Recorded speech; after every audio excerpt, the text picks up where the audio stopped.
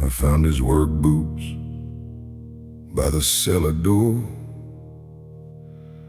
dried mud still on the leather soles, and a handwritten note tucked in his workbench drawer that said, "Lord, pick up my boy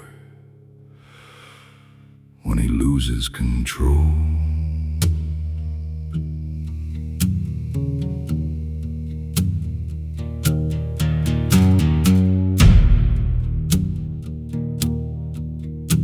I was 34 years old and sitting in the dark in the cab of a truck that wouldn't turn over no more. I had $23 to my government name and a bottle of rye rolling round on the floor. My wife had locked the deadbolt on the house down the road, said she couldn't watch me wreck everything we had built. The rain was coming down heavy on the windshield glass, and I was drowning in a mixture of anger and guilt. I walked into his old workshop behind the barn, looking for a socket wrench or something to sell, just enough to get a ride to the next town over and keep on sinking down into my own private hell. I opened up his workbench where he kept his grease rags beside the old iron vise that was rusted and worn, and sitting underneath the stack of faded blueprints was an old pocket ledger with the leather-covered tome.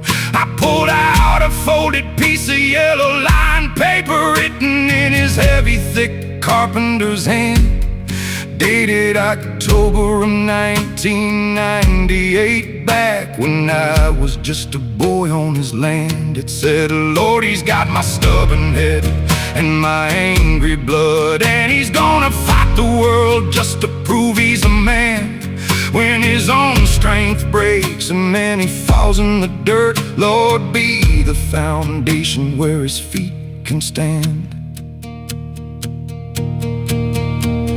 I sat right down on that sawdust floor with that piece of paper shaking heavy in my hand, understanding for the first time in 34 years that my daddy's quiet prayers were what kept me a man. It was the prayer my father left behind, written in the margin of a broken down mind.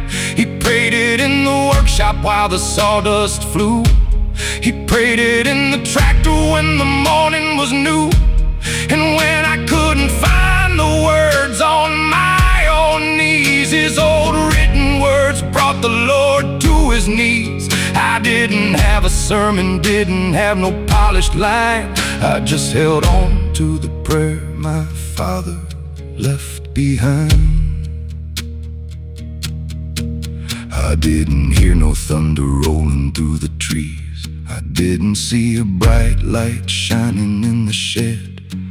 I just laid my face down in the cedar shavings and gave up every single fight I had bred. I asked the Lord to take the bottle and the bitter rage, the years of walking around like I had something to prove. And for the first time since my old man died, I felt the heavy iron weight on my shoulders move. I walked back up the gravel drive at 5 in the morning, tapped on the kitchen window real soft and slow. My wife pulled back the curtain with tears in her eyes and opened up the door to let the cold wind blow. I didn't make no big speeches, didn't make no false claims. I just showed her the paper from the workbench drawer and said, "I'm ready to be the man he prayed I'd be." And she held me right there by the screen porch door. That was 5 years ago, and the workshop is clean. My own boy helps me mend the fence lines now, and every time I see him picking up a hammer, I thank God for the man who showed me how. If you had a father